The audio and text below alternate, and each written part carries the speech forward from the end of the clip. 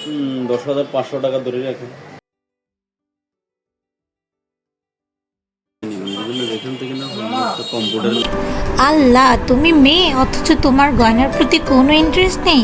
এমন অনেক ধরনের কথা আসলে আমরা অনেকেই শুনে থাকি, যারা আমরা গয়না পছন্দ করি না বা ইউজুয়ালি গয়না কিনতে ইচ্ছে করে না তাদের।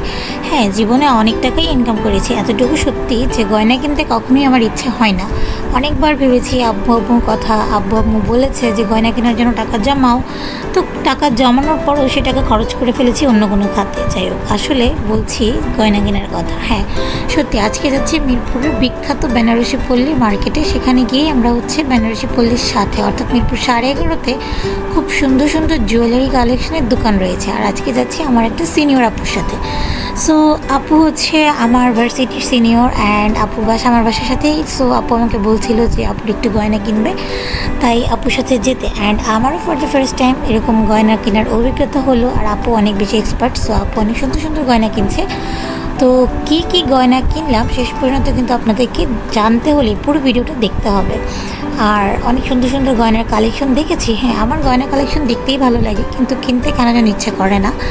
আর ইচ্ছা একেবারে করে না তা না, কিন্তু হ্যাঁ ওই কখনো কখনো যে ঠিক আছে এটার সাথে। কিন্তু আমি সব থেকে বেশি প্রেফার করি যেই রকম ড্রেস সেই রকম অর্নামেন্টস পরার, কারণ স্বর্ণের গয়না তো আর সব রকম অর্নামেন্টসের সাথে যায় না বা সব রকম ড্রেসের সাথেও যায় না।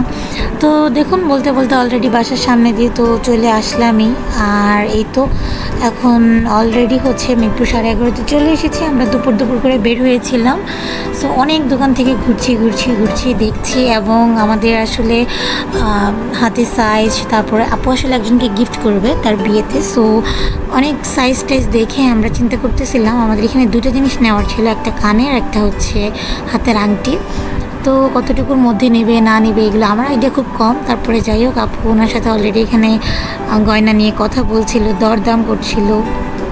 আপনাদের ওইদিকে গয়নার ভরি কত করে রাখে এবং কোন জায়গায় কেমন ধরনের গয়না পাওয়া যায় সেটা কিন্তু অবশ্যই কমেন্ট করে জানাবেন। আর আপনাদের কার কার গয়না ভালো লাগে, স্পেশালি স্বর্ণের গয়না, তারা কিন্তু অবশ্যই কমেন্ট করবেন। আমি অনেক আমার মেয়ে ফ্রেন্ড দেখেছি যাদের অনেক সুন্দর সুন্দর গয়না। আর এই কানের দুলটা আমি দেখছিলাম বারবার, কারণ আমার রিসেন্টলি আমি এরকম একটা কানের দুল আসলে হারিয়ে ফেলেছি, আর একটু বড় ছিল আমারটা। তো ওই জন্য আমি আপুকে দেখাচ্ছিলাম যে আমার কানের দুলটা এরকম বড়ই ছিল।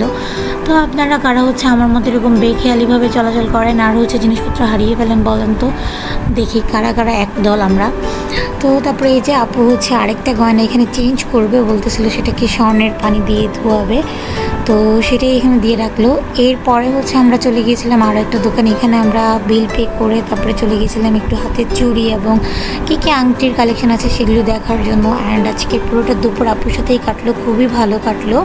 এরপর আপু আমাকে লাঞ্চ করিয়েছিল, অ্যান্ড আপু আর আমি খুব মজা করে বিরিয়ানি খেয়ে তারপর অলরেডি বাসায় চলে এসেছিলাম। সো আপনারা গেস করেন তো আমরা আসলে ঠিক কোন গয়নাটা কিনেছিলাম। আচ্ছা, আমি ছবি দেখিয়ে দিচ্ছি। এই কানের দুলটা নিয়েছিলাম, আর আংটিটা ছবি আমি তুলতে ভুলে গিয়েছি। তো যাই হোক, এখন আপনারাই বলুন যে এখানে কত ভরি স্বর্ণ আছে।